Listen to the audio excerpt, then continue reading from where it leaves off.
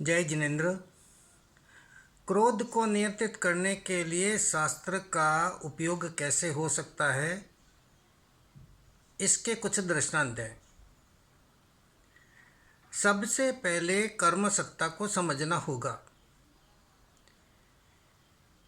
यदि क्रोध अचानक से आता है किसी के प्रति, जिसके लिए ऐसा कोई कारण ही न रहा हो, तो वो पूर्व जन्मकृत द्वेष है, बैर है। उदाहरण के तौर पर भगवान महावीर को जिस ग्वाले ने कीले ठोके, तो पूर्व जन्म का बैर था। पूर्व जन्म में जब महावीर स्वामी के जीव ने त्रिपृष्ठ वासुदेव के रूप में सैया पालक के कानों में शीशा जो डलवाया, किस लिए डलवाया? क्योंकि उनकी निद्रा में भंग पड़ा। वो सैया पालक उनका सेवक था। ये उनका नया कृत्य था। जबकि जिस समय ग्वाले ने उनके कान में कीले ठोके, तब आपस का कोई संबंध नहीं था। तो ये अचानक से जो घटना घटी, वो पूर्व जन्म के बैर के कारण ही घटती है। इस प्रकार पूर्व जन्म के कर्मों का अंदाज लगाया जा सकता है। अब बात करते हैं कि क्रोध के परिणाम क्या है और वो शास्त्रों में किस प्रकार वर्णित हैं।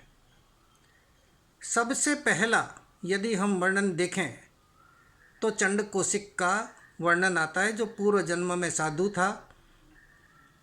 शिष्य के ऊपर क्रोध करने के कारण वो भागा उसे मारने के लिए, और टकराकर उसी समय मरा और चंड कौशिक सर्प बना। एक और उदाहरण है समरादित्य चरित्र में अग्नि शर्मा का। पूर्व जन्म में वह भी बहुत बड़ा तपस्वी था। किसी कारणवश राजा से बार बार भिक्षा न लेने के कारण उनके ऊपर क्रोध आया और मरकर बार बार क्या बना? तिर्यंच बना या फिर नरक में भटका। किसके कारण? सिर्फ एक क्रोध के कारण। भगवान पार्श्वनाथ के ही सगे भाई के प्रति 10 भव तक बैर चला, कमठ के जीव के रूप में। अंतिम जब उनका तीर्थंकर के रूप में जन्म था, तब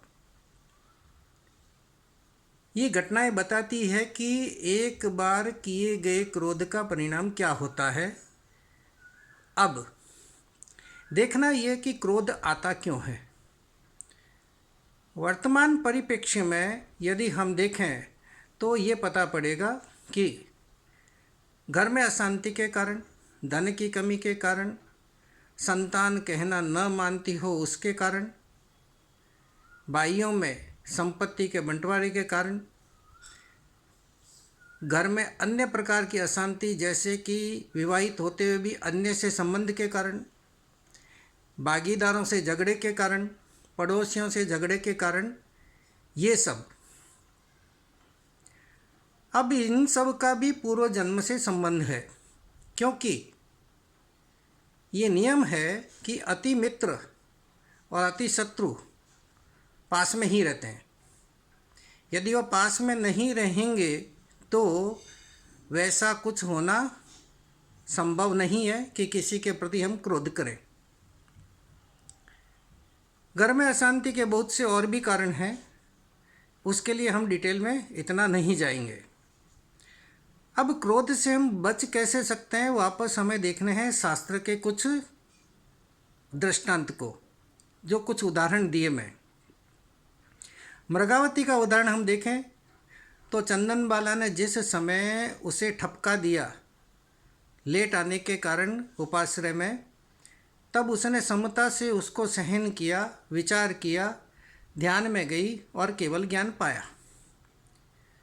सुकौशल मुनि की यदि हम बात करें तो पूर्व जन्म में जो उसकी माँ थी, इस जन्म में बाघिन बनी। उसने उसके शरीर को नोच डाला और पूर्ण रूप से उसके शरीर को दांतों से काटा।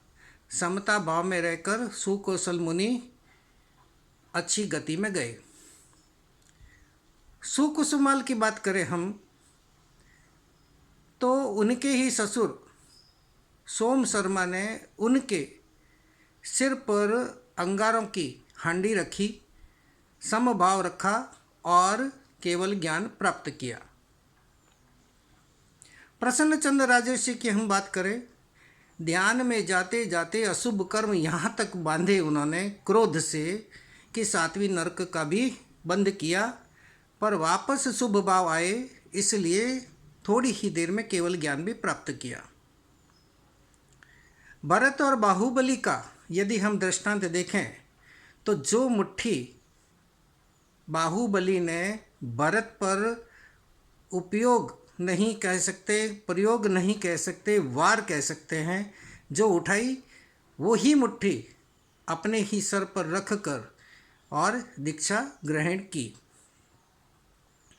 एक बहुत ही जबरदस्त दृष्टांत और भी आता है अभय कुमार का। अभय कुमार ने तो अपने पिता से ये मांग की कि जिस दिन आप मुझ पर क्रोधित हों उसी समय मुझे दीक्षा की अनुमति देना। और पिता का एक बार का क्रोध उनके संयम का कारण बना। समता की बात में हमें यदि सबसे अच्छा उदाहरण देखना है तो भगवान महावीर स्वामी का।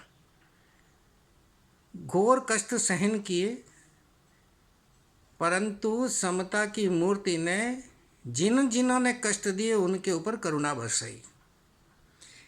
तो इसीलिए कभी भी क्रोध के प्रसंग हमारे सामने आते हों तब हमें क्या करना है, शास्त्र के इन दृष्टांतों का ध्यान रखना है ताकि हम हमारे क्रोध को शांत कर सकें। क्रोध आएगा ही, क्योंकि प्रसंग ऐसे जीवन में बनते हैं। इसीलिए प्रतिक्रमण करते समय जो 18 पाप स्थानक है उसमें से 6ठा क्रोध है, और उसके लिए प्रतिक्रमण में विधान है कि हम प्रायश्चित करके वहाँ से वापस हटें और किसी के भी प्रति मन में द्वेष न रखें। जय जिनेंद्र।